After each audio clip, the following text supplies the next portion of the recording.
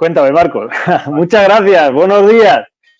Buenos días a todos. Un cafelito de verdad sin azúcar y con mucho ingrediente de verdad y mucho descaro vamos a tener. Hoy vamos a hablar en plata, Marcos.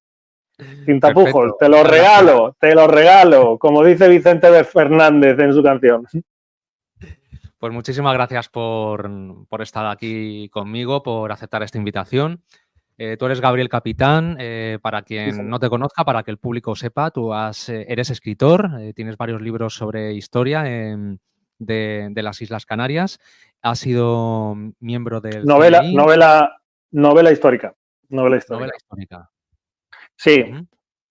Vale. Los 4 volúmenes. Ya he publicado Mao 1, Mao 2 y estoy ahora mismo revisando el 3 y el 4 y termina la saga ya. Me quiero salir un poco del siglo XV con un par de proyectos más. Bueno, también de Colmal Menor, una novela más contemporánea. Y bueno, hay un par de proyectos. Pero bueno, escritor porque ya me compran libros. Antes me gustaba escribir y ahora me considero escritor porque ya escribo para otros también. Así que es una gozada. Pero también los escribes e investigas para escribirlos.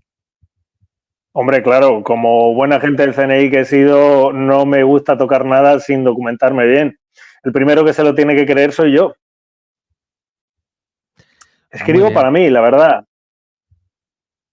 Sí, pero eso es un ejercicio de exteriorizar lo que tú consideras es un trabajo también, ¿no? Para mostrar a los demás, bueno, pues no una faceta tuya tampoco, solamente, sino mostrar esa investigación que has hecho. La has investigado para ti, pero tú quieres que los demás también lo lean y a los demás les va a servir. Sí, por supuesto. A ver, para mí el escribir novelas ha sido el darle un sentido a una vida con una discapacidad que me han retirado del servicio tras 21 años y darle un sentido a mi vida. Y bueno, pues las inquietudes que tenía profesionales y personales, enfocarla hacia algo bonito. A mí la escritura me hace meditar conmigo mismo, sentarme con los personajes, expresar de alguna u otra manera lo que no puedo escribir, porque sería, entre comillas, secreto, ¿no? En mi vida mucha gente me ha dicho, oye, deberías escribir. Digo, mira, no, escribir sobre mí me parece un poquito, primero, narcisista, y luego que hay cosas que no se pueden contar por ahora, ¿no? Y que tampoco, a ver, estamos hablando de secretos de Estado, pero bueno, sí que están muchas de las cosas metidas dentro de la ley bueno, esta que tenemos para tenernos que callar las cosas, los que hemos pertenecido al CNI. Y bueno, a mí sobre todo me sirve para centrarme, meditar. Yo vivo y luego escribo, o sea, no me considero un escritor culto, sino un cantamañanas que le gusta relatar. Y bueno, pues poner o compartir con los demás situaciones, emociones, vivencias, en boca y a través de unos personajes, ¿no? Que no dejan de ser, cada uno de ellos deja de ser una parte mía y gente con la que me he cruzado. Y al final tenemos los mismos miedos y los mismos problemas en el siglo XV que probablemente que tengamos en un futuro y en el presente. Pero Marcos, que no me quiero entretener, que vamos con lo de Tefía si quieres. Sirve para introducción porque, bueno, así el público te conoce, sabe qué objetivos tienes y qué perspectiva tienes para lo que ahora se avecina, que no deja de ser un tema polémico, pero yo creo que es polémico porque hay quienes se han ofendido y han hecho polémica, porque a mí no me parece polémico, sino simplemente una investigación objetiva desde el punto de vista riguroso. Tú tampoco estás diciendo nada, simplemente has mostrado lo que has encontrado y los datos que existen. Se trata de un documental titulado Las noches de Tefía, la gran mentira, en el que... Sí, en 2 episodios. Sí, 2 episodios se pueden encontrar en YouTube. Yo voy a dejar los enlaces en el vídeo, en la descripción, para que... En mi canal Gabriel Capitán. Ahí mismo. Y nada, quiero que nos cuentes un poco en qué se basa. No quiero yo enrollarme y decirlo por mis palabras, yo prefiero que lo cuentes tú, que lo vas a contar muchísimo mejor. ¿En qué se basa esta investigación y por qué decidiste iniciarla? Pues mira, gracias por hacer eco de esta investigación, porque te aseguro que ningún político y ningún periodista la ha hecho, ningún profesional ni historiador tampoco la ha hecho de esta manera, y tampoco me han querido entrevistar sobre los datos obtenidos, ni siquiera en medios de comunicación y ni siquiera los políticos que han iniciado bueno, pues digamos, el centro de interpretación para la memoria LGTBI que se va a abrir en la antigua colonia de Tefía con 100.000 euros por parte del Estado de nuestros impuestos. Todo empieza en un avión. Yo estoy en un avión camino de Madrid con un ejemplar de Mao segunda parte corrigiéndolo y al lado mío hay una persona que se interesa por el libro, le digo un poco de qué va y bueno, pues a qué me dedico ahora mismo con la escritura y demás. Y me habla sobre la serie que han hecho de Las noches de Tefía. Digo, bueno, sí, yo fui el primero que se creyó la versión, digamos, oficial, oficial, social, política, evidentemente, sobre la colonia agrícola, ¿no? Y de repente me dice, pues yo conozco a un funcionario que trabajó allí. Digo, bueno, no, vaya. Digo, pero está vivo. Digo, tendrá por lo menos 90 y pico años. Dice, efectivamente, sí, tiene esa edad. Digo, pero que he estado con él ahora, bueno, antes de coger el avión, tomando un café, despidiéndome. Digo, ¿pero dónde vive?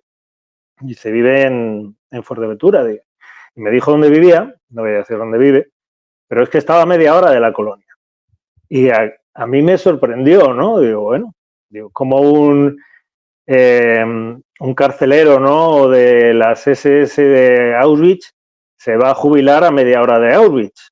Es lo primero que pensé, lo primero que la idiotez que se me ocurrió, quizá, ¿no? Y digo, bueno, eh, me llamó mucho la atención. Entonces, pues le pedí el teléfono. Digo, ¿a usted le importa que me dé el teléfono a este hombre para tenerlo por si acaso algún día, pues me da por escribir algo, ¿no? Me lo dio y el teléfono se quedó ahí. Creo que fueron 2 meses después, quizá después de haber visto una entrevista, leído una entrevista en Diario de Fuerteventura, que es uno de los medios que por escrito ha soltado más barbaridades sin documentar, evidentemente, ¿no? Ceñiéndose nada más que en un testigo y en conjeturas, sin investigar, ¿no?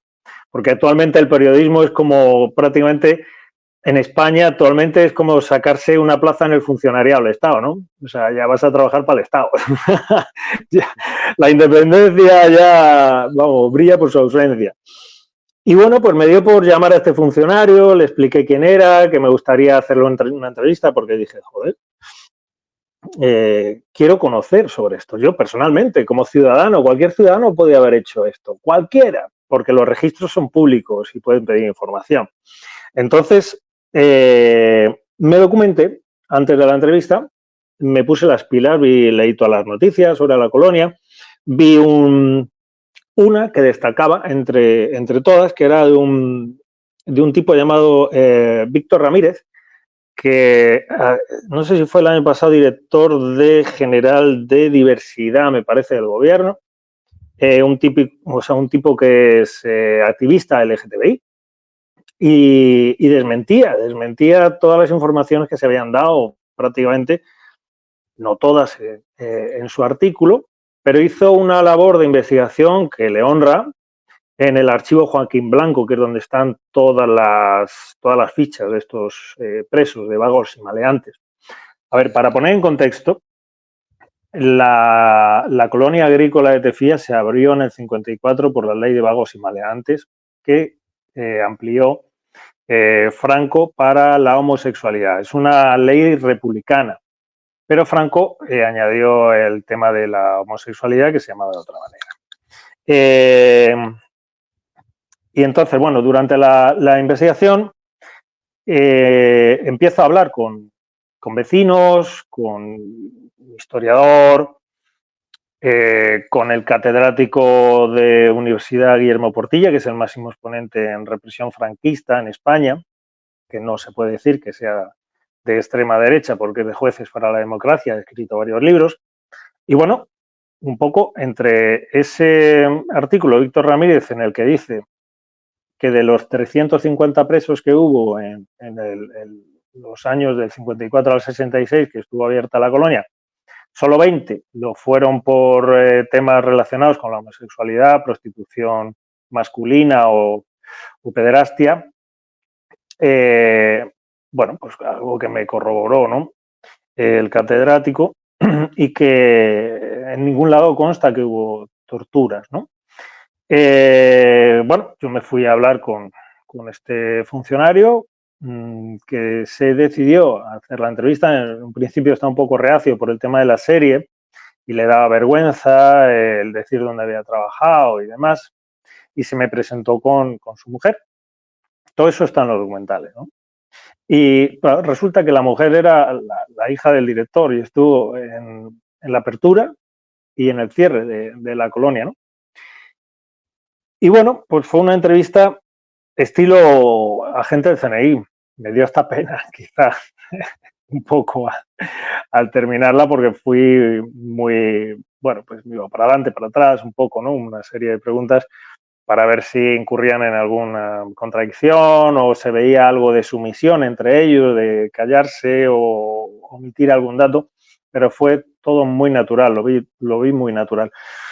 Bueno, entonces empiezo a recibir toda esa información o a tener esa información, digo, bueno, esto lo hablé con un sociólogo, hablé también y entrevisté a un historiador de Fuerteventura y bueno, y empiezo a sentir que la información que tenía en un principio pues no era veraz, que nadie se había preocupado por rascar un poco. ¿Te refieres a la Claro, información y que aparece en la serie? bueno, lo de la serie es totalmente incierto. O sea, de hecho, me puse en contacto con Miguel Ángel del Arco, que es el director de la serie, poco menos que me mandó a paseo, diciéndole que de dónde había sacado bueno, pues la documentación para hacer esa serie y qué asesores había tenido. En primer lugar, no había uniformes, no había armas, porque eran funcionarios de cuerpo de prisiones, eran civiles. Bueno, y me pongo a rascar un poco en la historia de Tefía. Veo un documental que había en YouTube que se llamaba La memoria silenciada y hablo con el director, que le entrevisté, pero no incluía esa entrevista porque no la había. Y sí es cierto que ellos mismos incurrieron, y así me lo dijo, o sea, les apareció de repente lo de la colonia de Tefía haciendo un documental sobre el Batallón 91. Ahí quiero hacer hincapié. El Batallón 91 existió y fue un batallón militar de la posguerra y uno de los batallones que se distribuyeron por Canarias de militares, digamos que eran menores que habían hecho la guerra en el bando republicano y al cumplir los 21 años de edad tenían que hacer el servicio militar con Franco. Pero como habían sido combatientes republicanos siendo menores de edad, les metieron en batallones disciplinarios. Ese batallón disciplinario estuvo construyendo la pista de aterrizaje de Tefía, pero fue en el año 41, del 41 al 43. Ese batallón sí sufrió una represión brutal, muy poco después de la guerra política. Hubo incluso hasta ejecuciones en Fuerteventura de esos soldados penados, entre comillas, bueno, entre comillas no, eran republicanos y por eso fueron condenados a un servicio militar de trabajos forzados. Ahí, y en la memoria colectiva de Fuerteventura hay una distorsión entre ese batallón 91 que estuvo custodiado por militares y que hubo una represión política, con la colonia agrícola que se abrió prácticamente 10 o 15 años después 10 años después prácticamente, en relación con la ley de vagos y maleantes, que esa colonia pertenecía no a defensa, sino a instituciones penitenciarias, con funcionarios civiles, sin armamento, y eran sobre todo presos que habían cometido un delito, pero que se les consideraba homosexuales. Entonces cumplían su pena de delitos menores como un tercer grado actualmente. O sea, el catedrático lo expresa muchísimo mejor que yo en el documental. Una entrevista larga. Entonces no vamos a entrar en eso, si te parece, Marcos. Pero sí es importante poner en valor esa distorsión en la memoria colectiva, porque me ha sucedido en hacer esos acercamientos o esas conversaciones con vecinos que decían, mi padre antes de que yo naciera me contaba que esto, tal, tal. Digo, muy bien, ¿usted qué edad tiene? Tanta. Digo, claro, pues si usted, su padre antes de que usted naciera, me está hablando del batallón 91, no me está hablando de la colonia. Ostras, es verdad, pues acabo de caer a mí, y no fue una persona o dos, fueron varias. Las que me di cuenta que incurrían en esa, bueno, pues en esa distorsión histórica de lo que le habían contado. Bueno, el tema es que, no sé si tienes alguna pregunta, me estoy enrollando, Marcos. No, no, no. Discúlpame. Vale, pues voy cogiendo esta información y, y comienzo a hilarla, ¿no? ¿Dónde obtengo una información, digamos, histórica y concreta y correcta? Pues de este catedrático. Descarto, a ver, yo como agente del CNI, cuando me daban una información, siempre la daba como falsa. Entonces, mi tiempo y mi ocupación se dedicaba a tratar todos los aspectos con las personas que estuvieran implicadas para darle una veracidad. O sea, no la tomaba como una verdad. Y bueno, pues ya te digo que me puse en contacto con este catedrático, hablé también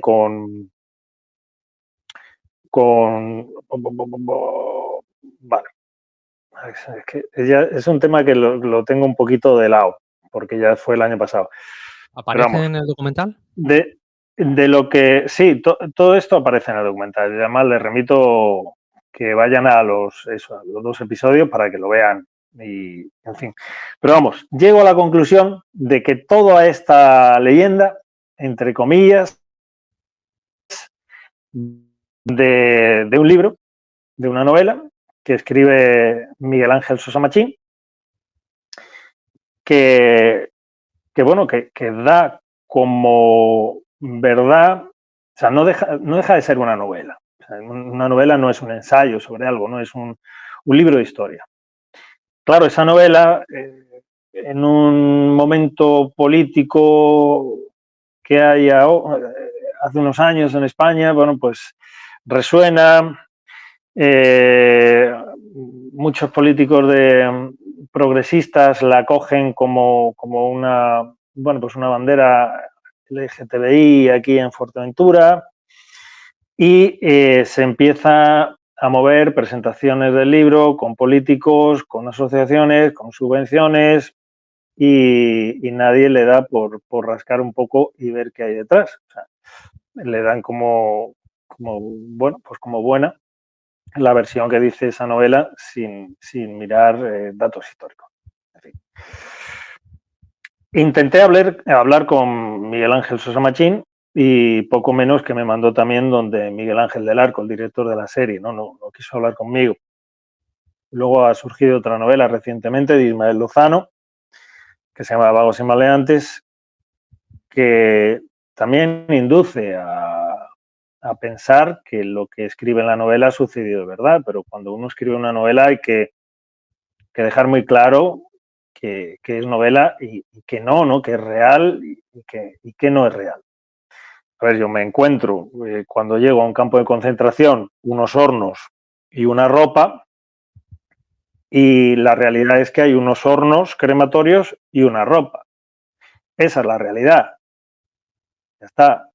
si yo hago una investigación sobre eso sin hacer conjeturas y llego a la conclusión por medio de testigos, por medio de un análisis, una investigación, que los que eran propietarios de esa ropa han sido quemados en los hornos, eso ya es el resultado de una investigación.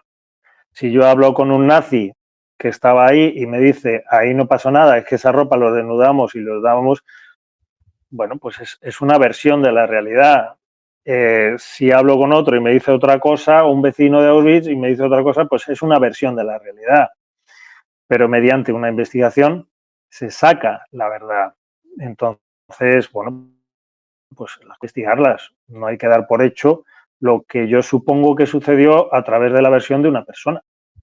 Entonces yo me puse en contacto también con el archivo de Joaquín Blanco de Las Palmas, pedí fichas de presos del único testigo con el que se entrevistó o llegó a hablar el que escribió esta primera novela, que es un testigo de 350 presos. Uno. Entonces, bueno, yo no le quito valor ni razón a lo que dijo, ¿no? Pero ninguno más ha hablado, ninguno más habló de torturas. Ten en cuenta, Marcos, que la tortura es un delito que no prescribe de lesa humanidad. A partir de que hubo democracia en España, cualquiera podía haber denunciado ese delito de torturas, tal que se hizo con la represión policial o persecución política en comisarías y cuarteles de la Guardia Civil. Podría haberse ganado también una buena indemnización. De hecho, este testigo pidió una indemnización por un tema más del gobierno que judicial, que cobró por haber sido víctima de vagos y maleantes de esa ley. Entonces, yo no desmiento la versión de ese hombre, pero sí aporto en los dos episodios 7 u 8 testigos que entre ellos, testigos presenciales,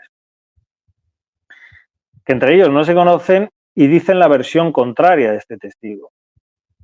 Personas que vivieron cerca, personas que pasaron por allí a ver al médico, que había un médico reconocido, el doctor Aristides en Fuerteventura, un ciudadano ejemplar, que si hubiera visto alguna tortura allí durante todo el tiempo que fue médico de la colonia, que fue médico durante toda la apertura que estuvo abierta la colonia, hubiera denunciado.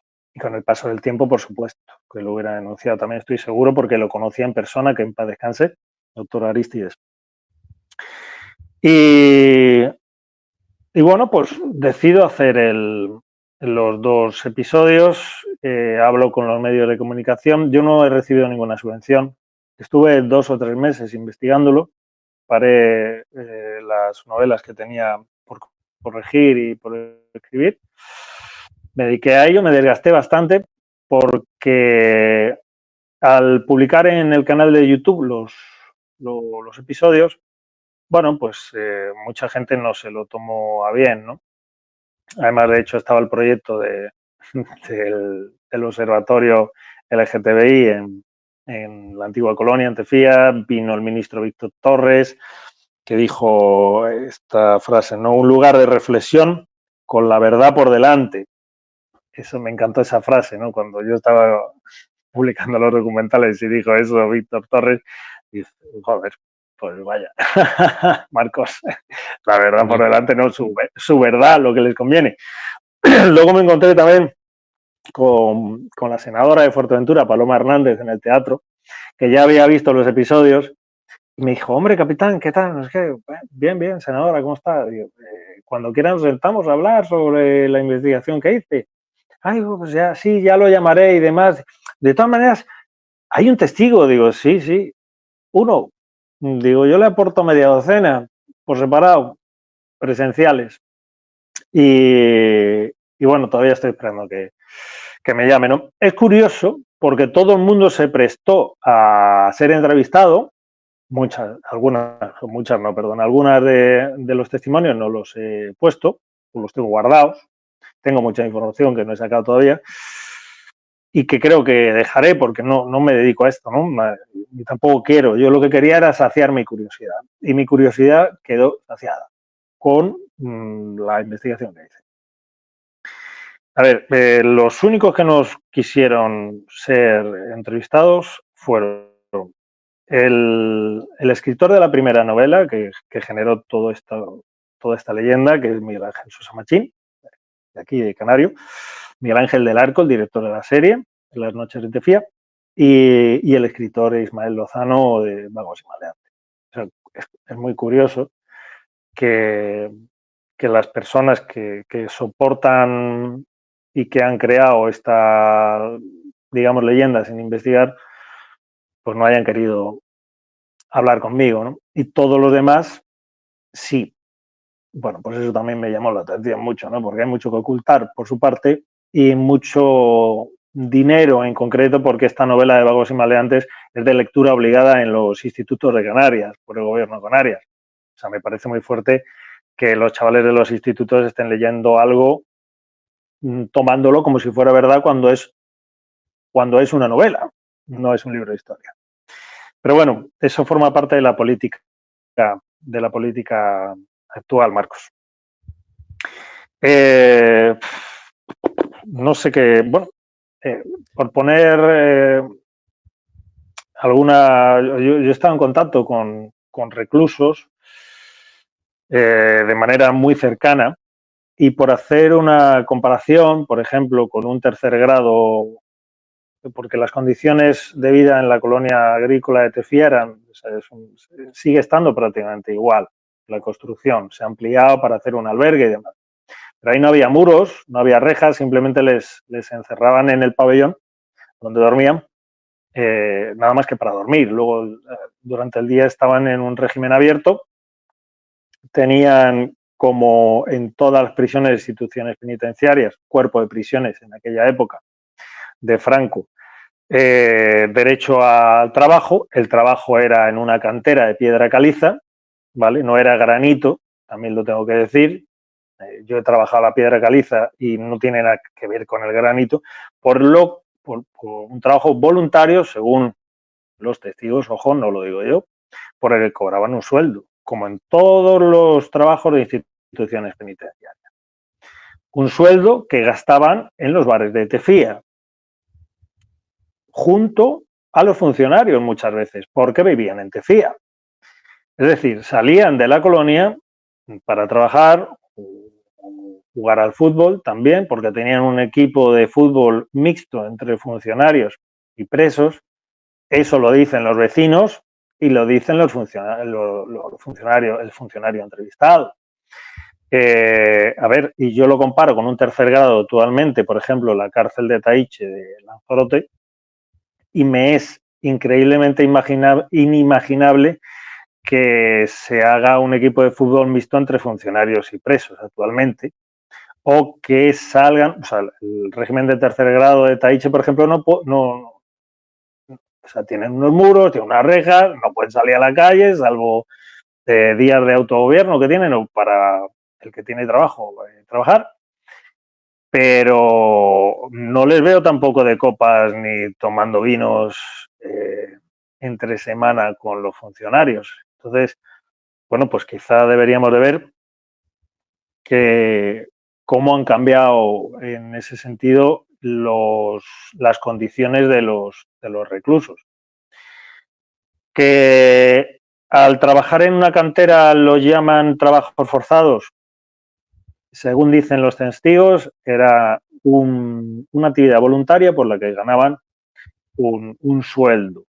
Había unos que iban y otros que no iban. Y según la memoria o los recuerdos que pueden llegar a tener, no me sabían decir si iban cuando querían o es que se apuntaban y ya iban todos los días los mismos. No te sé decir.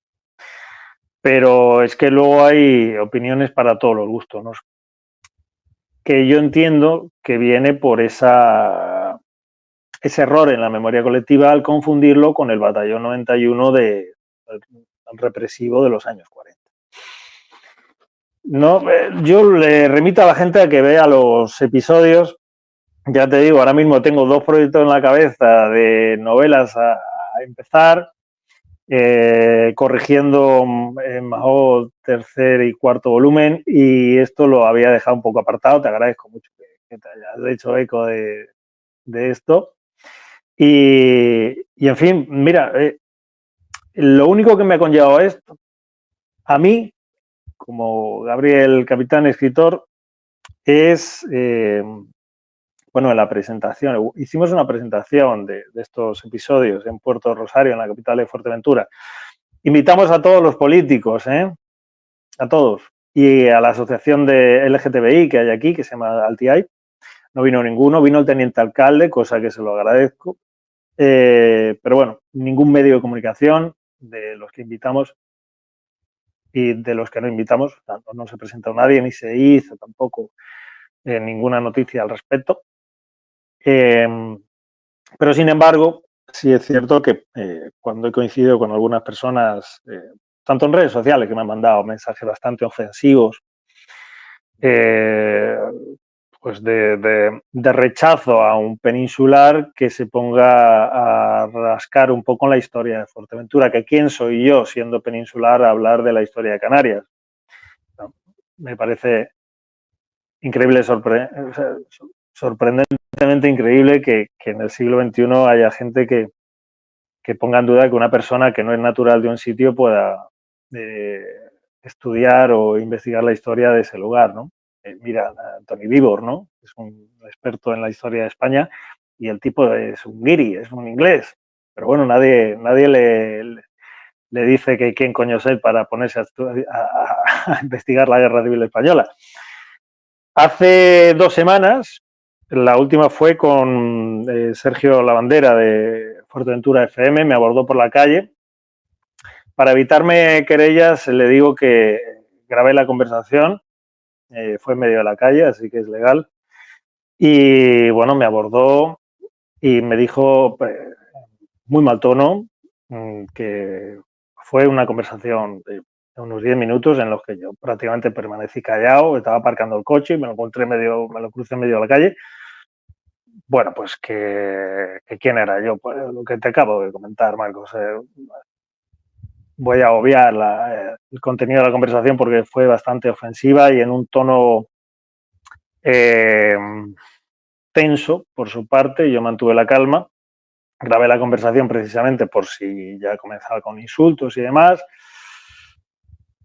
que poco menos que lo hizo, de la manera que yo le remití, digo, mire, usted ya me ha entrevistado en su radio para el tema de Mahou, entrevísteme para esto. Échele valor y lo mismo que me está diciendo aquí en medio de la calle, aparcando el coche, pues me lleva a su radio y hacemos un debate. Yo he propuesto a varios medios de Fuerteventura hacer un debate sobre esto. Debate con expertos.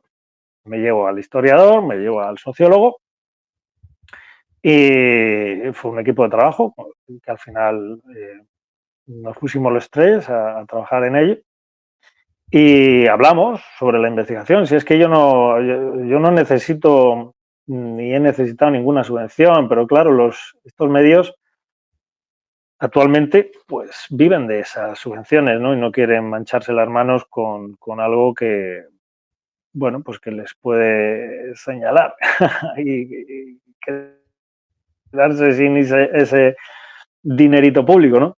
Sí, sí, sí. Pero bueno, no sé, no te estoy dejando hablar para No, nada, no, no, Marco, no, no. discúlpame. Es que quiero que termines de expresarte porque a lo mejor queda algún resquicio de algo que te iba a decir y ya lo ibas a contestar tú, ya lo ibas a comentar. A mí me llama la atención muchísimo ese contraste de actitudes porque tú has presentado el documental con todo el respeto, te has dirigido a todas las personas, incluso al autor del libro de Vagos y Maleantes, te has dirigido con todo el respeto. Lo has presentado con Me simplemente pues echaron, con normalidad. discúlpame, Marcos, Sí, en la presentación que hizo en Fuerteventura, me echaron del sí, acto cuando le pregunté 2 o 3 cosas. Está el vídeo en mi canal de YouTube. Sí, sí, y lo vi, me llama la atención que Ismael se queda como muy petrificado y quien lleva la batuta es la directora del centro. Creo que era la directora la que estaba con él, que la que llevaba el mando. Digo, pues a ver, es Ismael el que está presentando el libro y no le dejaba expresarse. Era ella la que quería. Es la sensación que yo me he llevado. Entonces, A ver, encuentro Marcos, ahí. a mí me... Disculpa que te interrumpa, para no pasar, o sea, pero yo si yo fuera el escritor invitado y estoy dando una conferencia y a mí alguien me pregunta, ¿y el que ha organizado la conferencia o la que lo ha organizado interrumpe a esa persona que me está preguntando? Lo primero que le digo, no, espérese un momentito, déjele que hable y yo le contestaré, no hay problema ninguno. Él hizo todo lo contrario, se dejó ayudar por esa persona para no contestar. Evidentemente porque no tenía los recursos ni los conocimientos para contestar o quería ocultar algo, no lo sé. Ya te digo, Marcos, que ese libro es de lectura obligada en los institutos, obligada o recomendada en los institutos de Canarias, y son muchos chavales los que cobran, son muchos miles de libros, amigo mío. Sí.